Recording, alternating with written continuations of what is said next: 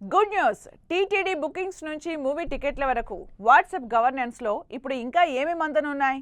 WhatsApp గవర్నెన్స్ను ప్రారంభించిన ఆంధ్రప్రదేశ్ ప్రభుత్వం పలు రకాల పౌర సేవల్ని ప్రజలకు తేలికగా అందిస్తోంది. వాట్సాప్ గవర్నెన్స్ కింద తిరుమల తిరుపతి దేవస్థాన సేవలను కూడా అనుసంధానించే ప్రణాళికలను వేసుకుంది. వాట్సాప్ ద్వారా పౌరులకు ప్రభుత్వ సేవలను అందించే లక్ష్యంతో ఏపీ ప్రభుత్వం గత నెలలో మనమిత్ర ప్రారంభించిన విషయం తెలిసిందే. ఈ సేవలకు అధికారిక వాట్సాప్ నెంబర్ 9553300009ను కూడా కేటాయించింది. ప్రజల కోసం వాట్సాప్ గవర్నెన్స్ ద్వారా మరిన్ని సేవలను ప్రవేశపెట్టాలని ప్రభుత్వం భావిస్తోంది.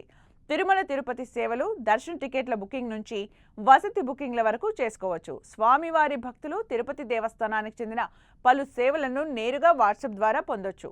రైల్వే టికెట్లు, కేంద్ర ప్రభుత్వంతో సహకారంతో పౌరులు వాట్సాప్ గవర్నెన్స్ ద్వారా రైల్వే టికెట్లను కూడా కొనుగోలు చేయొచ్చు. సినిమా టికెట్లు, వాట్సాప్ ద్వారా సినిమా టికెట్లను బుక్ చేసుకోవడానికి అనుమతించే సదుపాయాన్ని కల్పించాలని యోచిస్తోంది. ప్రజలు ప్రభుత్వ సేవలపై అభిప్రాయాన్ని అందించడానికి వాట్సాప్ గవర్నెన్స్ వీలు కల్పిస్తుంది. మెరుగైన పాలన, జవాబుదారీతనాన్ని పెంచుతుంది. వాట్సాప్ గవర్నెన్స్ ద్వారా సైబర్ భద్రతను పెంచుతుంది.